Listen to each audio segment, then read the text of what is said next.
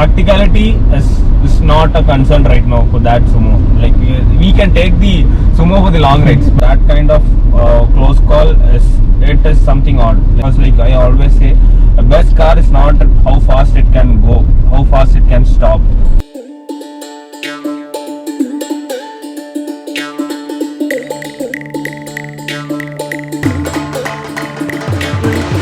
Ownership reviews, and we have a new Kia Sonet GT line Petrol, which is 1 liter turbo, and we are going to find answers for a lot of questions, which is why, what and how, and let us discuss about fuel efficiency, how the maintenance works, a lot of things that I've discussed in this video. And welcome back to Nidhi's Garage. Welcome to Nidhi's Garage.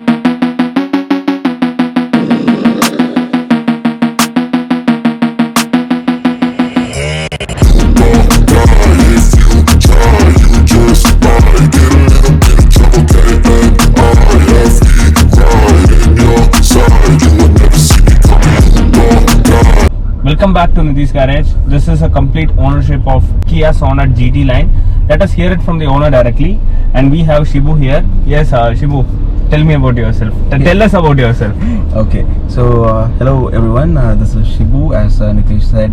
So I'm working as a manager in a private concern. So I'm passionate about cars, especially with the latest model version cars. I love it, and this is not the first car in my home, and it should be the third car, and I'm owning it for the first time. So all I had with my father, grandfather, like that, but Kia Sonet is my first car.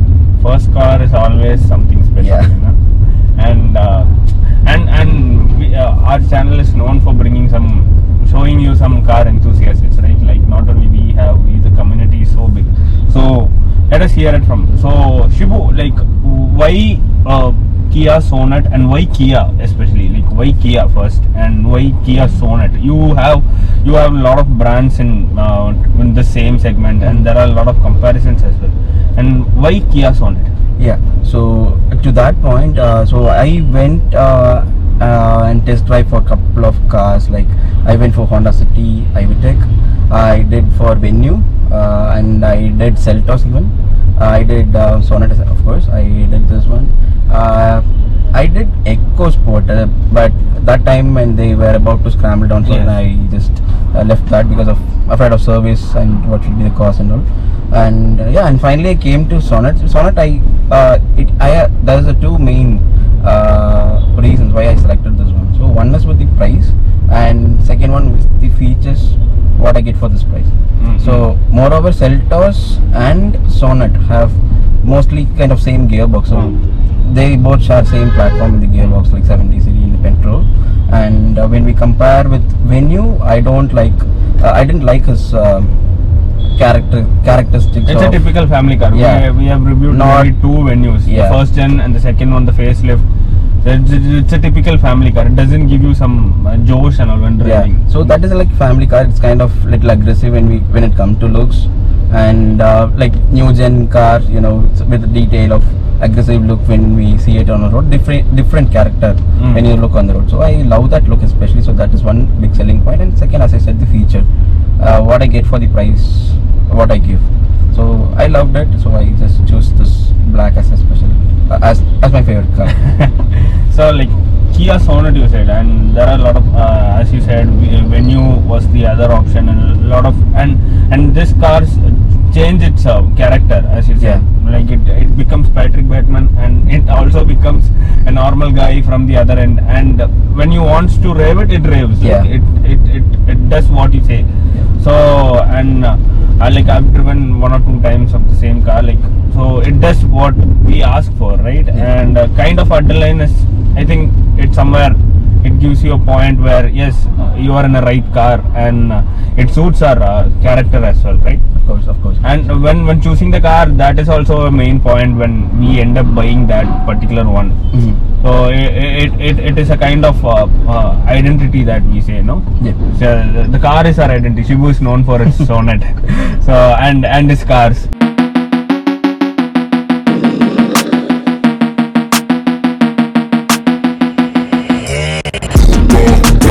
If you try, you just buy, get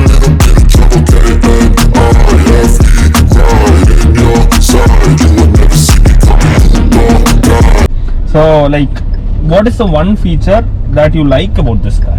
So one feature I would say definitely I would say the gearbox, which is calibrated to this 1 liter engine. It's completely different. I cannot like you will feel the DCT gearbox how they are calibrated in the city and in the highway. So there is one lag. I won't say it is fully calibrated. There is one lag where in second gear there is a slip, so it won't allow you to reduce your speed when you are in second gear. So that is one part that they have to be calibrated. But in the first gear, third, and the all the 7 gears, it is completely different ratio.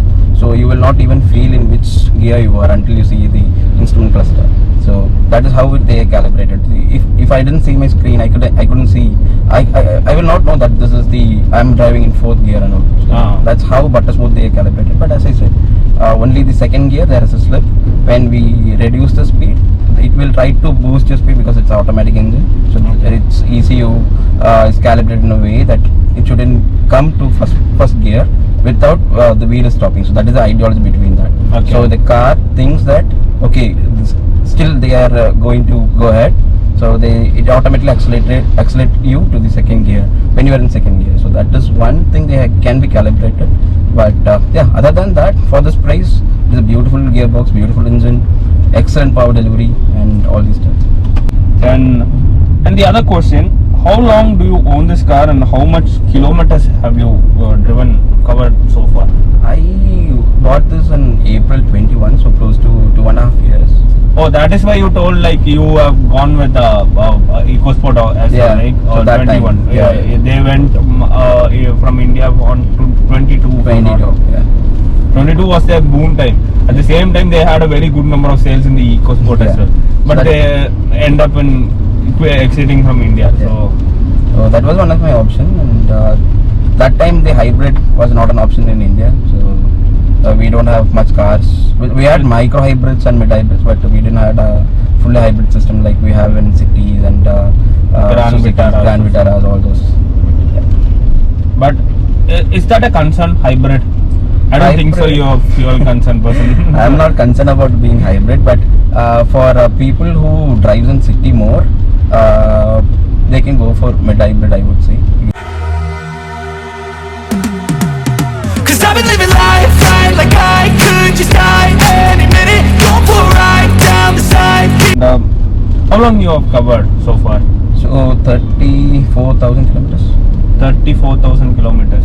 A joyful ride. Yeah, of course. So beautiful memories, hills, roads, beaches, lot of terrains, little off-roads. He has seen a lot of terrains, little off-roads. Yeah. Off-roads also? Off-roads it did well because when we took this car to Idiki, so there was a little terrain.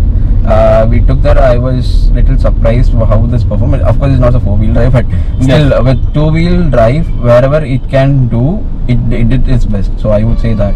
So it was completely terrain, like for close to 3 to 4 kilometers. No roads, only rocks, sands and muds, and it was a rainy day, especially like this, and there was a slippery roads, slippery edges of the rocks, and it still did the best. I can share you the footage. You can.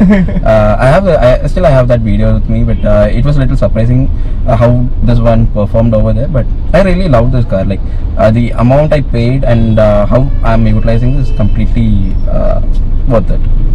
That is where we wanted actually. So only then a normal person or someone who is trying to buy Sonet, he will know like the entire detail. Like okay, the one person who has used the complete version and he has extracted that car so much that way, like he can own it. You know, like he'll be ready to own that car. So thank you so much for that, Shibu. And what is the one feature that you was not aware of this car when you were buying this?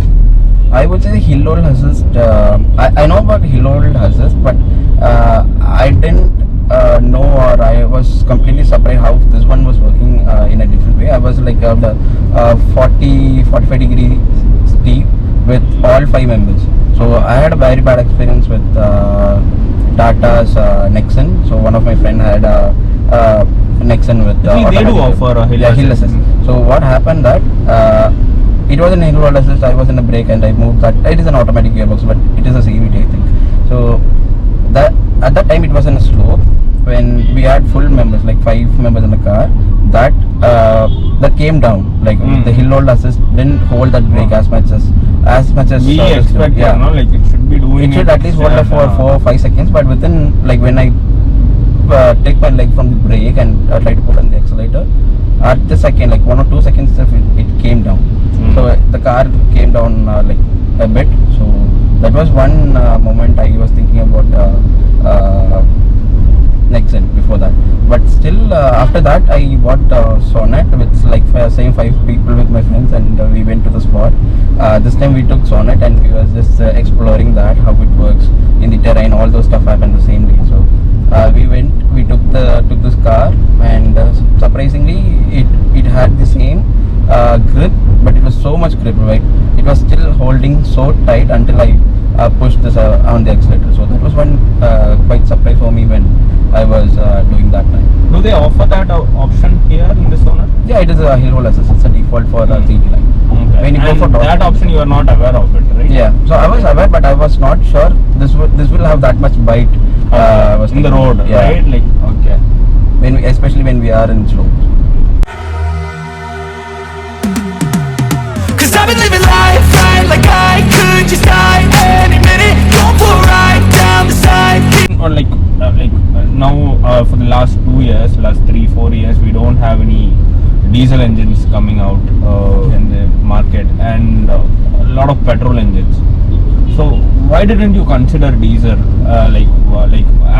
As a car enthusiast, and if I'm offering you 5 or 6 lakhs, we might be thinking about getting an old Pajero, or like these are old Jetta, or these are the cars that would first come to our mind.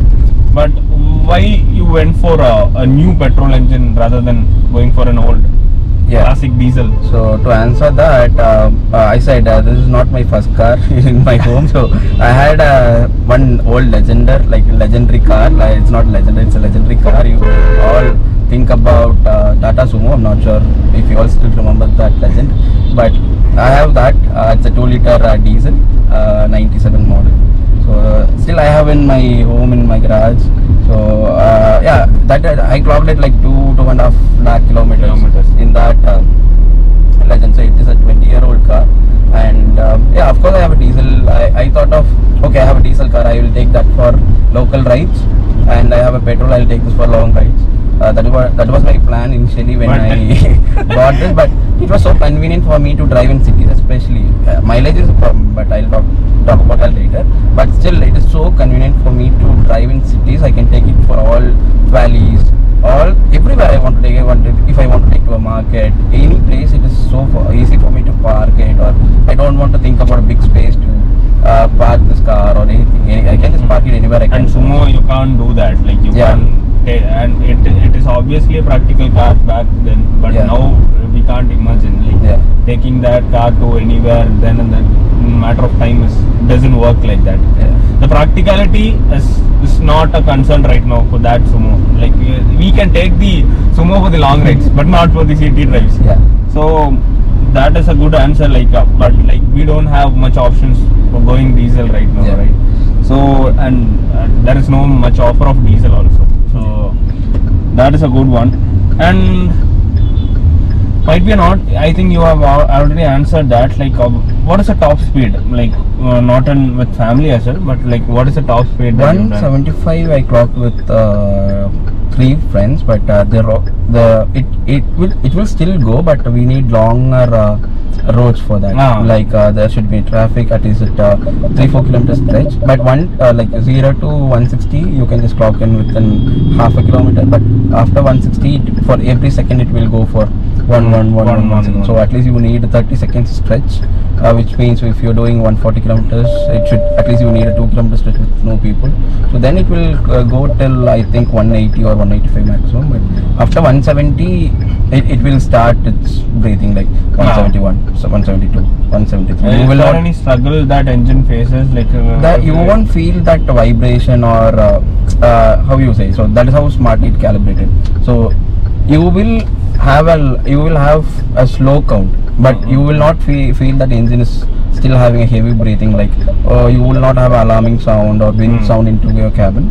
So but still, but we know how the car engine will roaming inside the road. You will not able to feel inside the cabin, but still after 170, I feel that till 180 or 185, it is little hard for this car to push, but still it is okay for a city ride or a decent ride with your family, friends. It is all okay for us. Is the braking so powerful for that this car to stop that speed in a matter Yeah, of it time? has a EBS also, EBS and ABD, so that is a very strong bite on it. The same day when we had a road trip to Chennai, all of a sudden a two-wheeler just crossed in between, crossed between the And that is a intersection. problem in India. Yeah, No? Like you can see a lot of things crossing over. Not only humans, lot of animals. That is a harmful thing. Like so, that is why I asked this question: is the braking that so powerful? Braking is so hard, so bite. I was doing 120, somewhere 120, 125 in that range, still cruising in the highway. I had like 15, 30 meters hardly to brake or to avoid that thing. I had a hard brake on it. The EBS and the emergency braking systems came online, like flashing lights and all those stuff. And I had to just still the stability will have you, right? I was still I see 40 or 30 kilometers speed in front of me. This boy is standing like 5 feet away from me. I was just want to have a close call, took a left, and I just bypassed it. And it does that smoothly. No? It does it very smoothly. So I had full confidence, full control. There is zero vibration on the steering when we had that hard braking. Still, it has a full confidence. We have to just drift it off. There is no wheel spin. There is no stability loss when I was doing the road. The car was full grip on the road, especially with new tires. The time this car was very new. Especially with new tires, so grip, and it did what it wanted to do in that situation. So with a front wheel drive, that kind of close call is something odd. Like we can't see it so many times. If these things doesn't come into picture, then the day might be gone for a nightmare. No? I'm not sure if I'm explaining it well, but that situation was completely. It has to be taken this in a matter of seconds. How should we prevent that situation from it? But yeah, for me it did very well. Like I will give 100% scores for that situation. If I'm not sure if I'm taking sumo there, because you all know about sumo's brake. It is little hard and it's not that efficient because it's came 20-25 years ago. It has to be harder for that. Yeah. So you will not able to think that, but in modern cars also I see this car have upper left on the brakes, and especially with front only this car have only two disc brakes when it compared to, so only front two wheels have the disc and the rear was drum. Still that you don't feel that bite like a. And we can't see. It is very rare to see cars with rear discs right now. So like, and earlier it was a different case. Like as I always tell to our viewers, like earlier manufacturers were only focusing on power things. Now we have a lot of other features dumped into it, and the hood is in a lesser side. Like it has compromised a lot. In that cases, and putting safety as a concern in the front, and as we are growing up, so we have to be it is a safety feature at the first part. We will be focusing on more on safety right now, because we have a family at the back, so like it is more of a concern. So in that cases the brake really works, no? Absolutely. So you will have full confidence in Kia's brake as much I do, because I have driven Suzuki's, I have driven Toyotas, but this is giving some little confidence. I'm not saying because I'm on it, but I have driven these cars, but still you can have a little upper bite on when you try to drive the Sonet or. So the reason why we are talking about more on brakes is because, like I always say, a best car is not how fast it can go, how fast it can stop. So that is where the confidence level increases. Like if I can stop in a matter of seconds, then I can fly in with speed I can never imagine. No. So that is a good thing. And a typical Indian question that I always ask, now we are coming to the practicality things. What is the mileage that you are getting? What is the fuel efficiency that you can see in this? So I'll be very honest with this. Another disclaimer is I won't recommend this car for first time buyers. So if you're going to buy this car as your first car in your life, you will have many disappointments, especially with your mileage, because it will give you in single digit if you're driving in city, especially if you drive in eco mode. In city maximum you can get like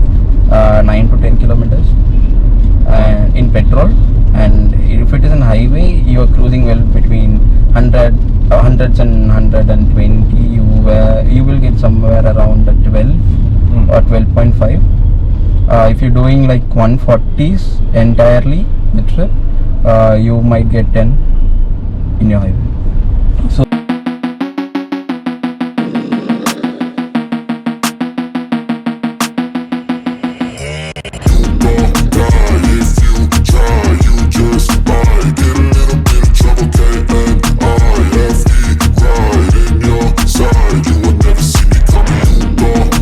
when I'm buying a car, like it's not only about buying a car. Like I also have to feed it, right? So like I can't feed grass to a lion. yeah. So it will definitely gonna eat me one day. So how much is the maintenance that? Maintenance, I won't say it's so expensive because it's a yearly service where if everything fine in your car and there is nothing you have lost it, burnt it. If it is a regular interval car, I would say it is like 7 to 9,000. Second and third service. First service is like 4,000, somewhere around 4,000, 5,000. So how many kilometers does? 10,000 every 10,000 kilometers or every year, whichever comes first. Every 10,000 kilometers, 9,000 rupees for a periodical. Yeah. So I don't think so that is too much, no. Like, and since that is a concern, a lot of manufacturers has put a lot of effort and R&D in that part. Even Volkswagen has come down right now. Earlier we used to spend 15, 16, 20, 25,000 for a service. Now they're coming down to 6,000 and 7,000 for this Virtus GT itself. So that is a kind of thing, and I see that.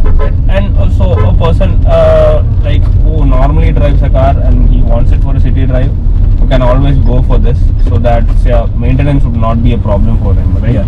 Until and unless we burn something, like, and there is a like wear and tear, it happens. But let us be preventive also. Like, what are the preventive measures that you have to be focused when buying this car? So preventive measures, I would say you have to be mentally prepared. First of all, whichever car you're going for automatic, so you have to be mentally prepared because it is expensive to maintain. Even if it is CVT or DCT, you have to be mentally prepared. CVT doesn't give you some adrenaline rush. It drives. It is a normal automatic. A normal automatic. Well, even for bigger cars now we have CVT. Like earlier, like for bigger cars they used to go for torque converters. Now even for Innova we have CVT. So that is something like it doesn't give you some. It is always comfort, but it doesn't give you some rush. So it does its job. What they are paying for, it does its job. That is what CVT. But DCT is a different segment. It's a different game. It's a different build, I would say. Yes. You have 7 gears here, but normally CVT I see 5 and 6 gears. 5 is completely reliable. 6 is something the trash can they came up. But it is a one of a kind. But you can do it. Does whatever you say. But like it comes with a huge. It is expensive actually. I've driven DST6 gearbox, so that is kind of too much of expensive. But yes, how DCT7 like do we have to be preventive for this as well? For now, it didn't give me any complaints on this box, but as far I know, this box is still reliable for 4-5 years. There is no complaint with this transmission, as I heard. Like 1 or 2 cases I heard in the forums where when they were driving on bumper to bumper traffic for close to 2 hours, especially in Bangalore. The car will say you to turn off your engine and put it idle for 30 minutes. It won't jam your gearbox. When it going to that situation, it will ask you to stop somewhere and take a break, like at least 30 minutes. There will be a warning in your instrument cluster to park your car because the transmission is getting heated. So it will give you that preventive warning. Still, if you ride it, then it is a matter of concern. But the car will give you a warning before trying to do that. As far I know, still this, close to 2.5 years, I didn't get any such warning. But still, we are in a different city. There is no that much of long bumper to bumper traffic. Still half an hour or 1 hour traffic I was there in Chennai, but I didn't face any such kind of issues.